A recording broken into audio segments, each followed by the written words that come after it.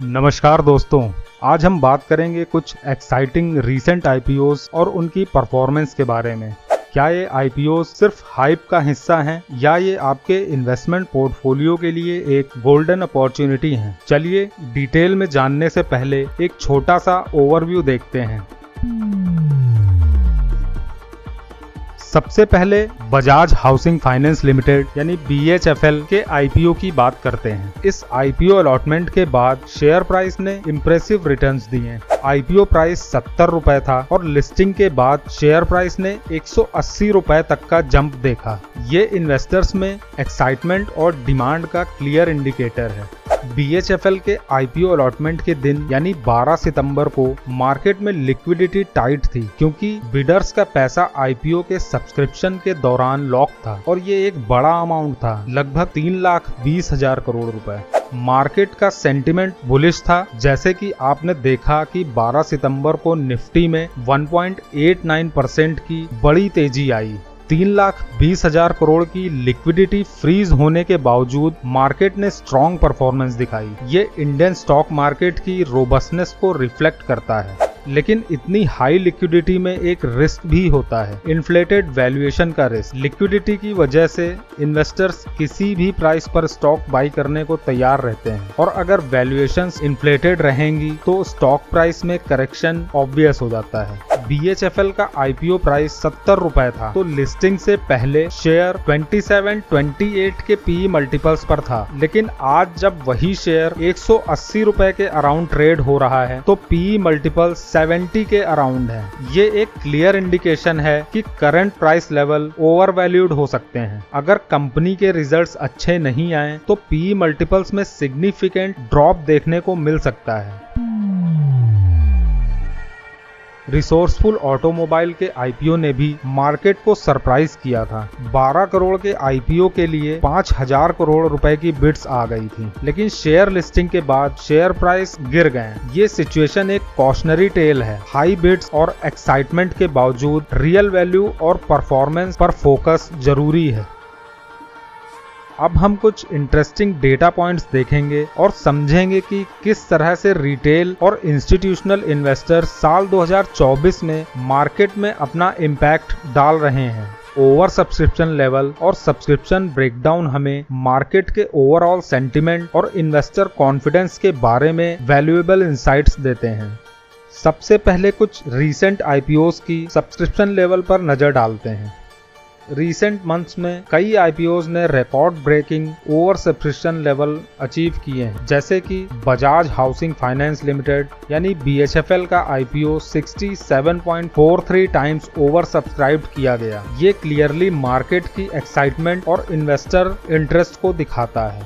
PN Gadgil jewellers limited का IPO काफी impressive रहा। इसे 59.41 टाइम्स ओवर सब्सक्रिप्शन मिला। ये दिखाता है कि प्रीसियस मेटल और ज्वेलरी सेक्टर में काफी इन्वेस्टर इंटरेस्टेड हैं। गाला प्रिसीजन इंजीनियरिंग का आईपीओ भी काफी पॉपुलर रहा। इसे 200 टाइम्स से ज्यादा सब्सक्राइब किया गया। Shri Tirupati Balaji agro trading company limited का आईपीओ एग्रीकल्चर सेक्टर से है और इसका ओवर सब्सक्रिप्शन 124 टाइम्स था। एमक्योर फार्मास्यूटिकल लिमिटेड के आईपीओ में इंस्टीट्यूशनल सब्सक्रिप्शन 67.87 टाइम्स था, जो कि मार्केट के लॉन्ग टर्म कॉन्फिडेंस को दिखाता है। Similarly Bajaj housing finance limited का आईपीओ, इसमें QIB यानी क्वालिफाइड इंस्टीट्यूशनल बायर्स का सब्सक्रिप्शन 222 टाइम्स था, जो कि एक्सट्रीमली हाई और इंस्टीट्यूशनल इन्वेस्टर का स्ट्रॉन्ग इंटरेस्ट को रिफ्लेक्ट कर रहा है। क्या आप बजाज हाउसिंग फाइनेंस लिमिटेड के शेयर्स अब भी होल्ड कर रहे हैं या फिर आपने प्रॉफिट बुक कर लिया है? अगर आप होल्ड कर रहे हैं तो आपका टारगेट प्राइस क्या है? कमेंट में जरूर बताएं।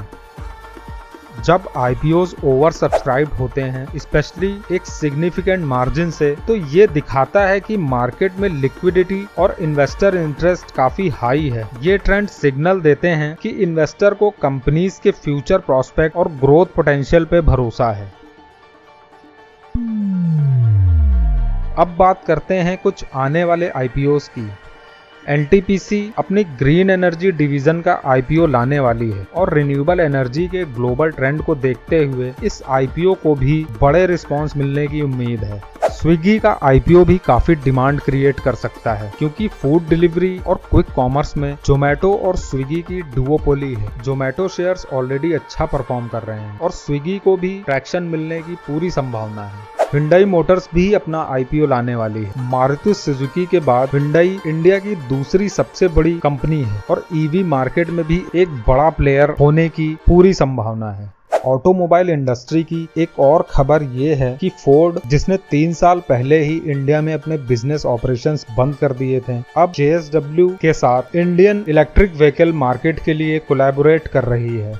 ये अपकमिंग आईपीओज मार्केट में एक्साइटमेंट जनरेट करेंगे, लेकिन इन्फ्लेटेड शेयर प्राइस का ध्यान रखना जरूरी है। शॉर्ट टर्म यूफोरिया को चेस करने से बेहतर है लॉन्ग टर्म फंडामेंटल्स पर ध्यान दिया जाए। जब मार्केट में यूफोरिया होता है तो स्काई रॉकेटिंग वैल्यूएशंस होती हैं और इसमें इन्वेस्टर्स ट्रैप होते हैं। इसलिए जरूरी है कि इन्वेस्टमेंट से पहले एक simple but effective comparative analysis करें। स्टॉक्स के पीई रेशियो को सेम सेक्टर की पीयर ग्रुप कंपनीज से कंपेयर करें, साथ ही हिस्टोरिकल पीई रेशियो को भी करंट पीई से कंपेयर करें और मीन रिवर्सन थ्योरी को हमेशा ध्यान में रखें। पीई मल्टीपल्स हमेशा लॉन्ग टर्म एवरेज की तरफ रिवर्ट करते हैं। इसके बावजूद अगर फोमो की वजह से इन्वेस्ट करना ही करना है तो स्ट्रिक्ट स्टॉप लॉस जरूर रखें।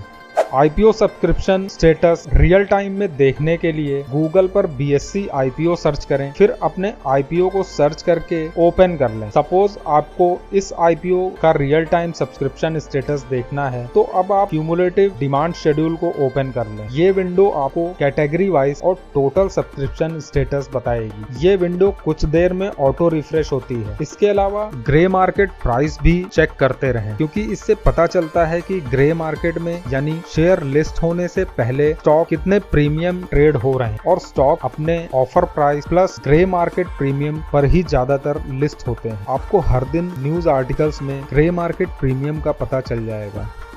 रिस्क मैनेजमेंट के लिए पोर्टफोलियो को 50-50 के रेशियो में डिवाइड करें। 50% हाई ग्रोथ कंपनीज और 50% स्टेबल कंपनीज। डाइवर्सिफिकेशन और सेक्टोरल ग्रोथ ड्राइवर्स को एनालाइज करना ना भूलें। फंडामेंटली स्ट्रॉन्ग और अंडरवैल्यूड कंपनीज में इन्वेस्ट करना बेहतर है। जब सेक्टर या थीम में तेजी आती है तो फंडामेंटल स्ट्रेंथ वाली कंपनीज बेटर परफॉर्म करती हैं। तो दोस्तों, ये थे हमारे आज के आईपीओज और मार्केट एनालिसिस के की पॉइंट्स। हमेशा याद रखें कि शॉर्ट टर्म यूफोरिया को चेस करने से ज्यादा लॉन्ग टर्म फंडामेंटल और वैल्यूएशन पर फोकस करना जरूरी है। आईपीओज के एक्साइटमेंट में जरूर पार्टिसिपेट करें और बेनिफिट उठाएं, लेकिन इन्वेस्टमेंट डिसीजन को ध्यान से एनालाइज करके ही लें। वीडियो को लाइक और शेयर जरूर करें और हमारे चैनल को सब्सक्राइब करना ना भूलें। कमेंट सेक्शन में अपनी राय जरूर दें। क्या आपने रीसेंट आईपीओज में इन्वेस्ट किया? कैसे परफॉर्म कर रहे हैं आपके इन्वेस्टमेंट्स? धन्यवाद दोस्तों, मिलते हैं नेक्स्ट वीडियो में।